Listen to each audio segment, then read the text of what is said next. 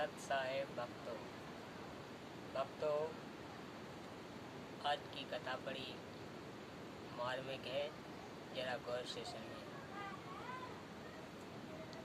सतयुग उस समय को कहते हैं जिस युग में अधर्म नहीं होता, शांति होती है, पिता से पहले पुत्र की मृत्यु नहीं होती, स्त्री विधवा नहीं होती, रोग रहित शरीर होता है, सर्व मानव भक्ति करते हैं, परमात्मा से डरने वाले होते हैं, क्योंकि वे आध्यात्मिक ज्ञान के सर्व कर्मों से परिचित होते हैं।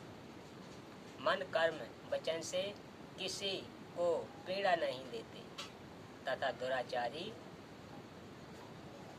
नहीं होते। यति सती स्त्री पुरुष होते हैं, वृक्षों की अधिकता होती है, सर्व मनुष्य वेदों के आधार पर भक्ति करते हैं। वर्तमान में कलयुग है, इसमें अधर्म बढ़ चुका है।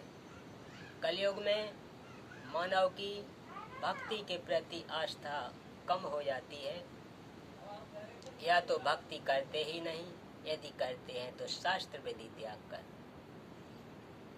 मनमानी भक्ति करते हैं, जो श्रीमद् भागवत गीता अध्याय 16 श्लोक 23-24 में वर्जित है, जिस कारण से परमात्मा से जो लाभ वांछित होता है वह प्राप्त नहीं होता। इसलिए अधिकतर मनुष्य नास्तिक हो जाते हैं। धनी बनने के लिए रिश्वत, चोरी, डाके डालने को माध्यम बनाते हैं, परंतु यह विधि धन लाभ की न होने के कारण परमात्मा के दोषी हो जाते हैं तथा प्राकृतिक कष्टों को झेलते हैं। परमेश्वर के विधान को मानव भूल जाता है। जिस किस्मत से अधिक परमेश्वर के विधान को मानव भूल जाता है कि किस्मत से अधिक प्राप्त नहीं हो सकता। अपने पुत्र को सुखी देखने के लिए अवैध विधि से धन प्राप्ति करता था। कुछ दिनों पश्चात उस पुत्र के दोनों गुर्दे खराब हो गए।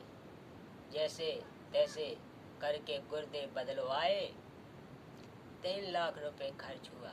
जो धन अवैध विधि से जुड़ा था वह सर्व खर्च हो गया तथा कुछ रुपए कर्जा भी हो गया। फिर लड़के का विवाह हुआ।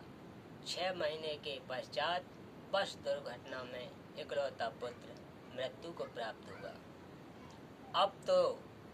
अब ना तो पुत्र रहा और ना ही अवैध विधि से अर्जित किया गया धन। शेष क्या रहा?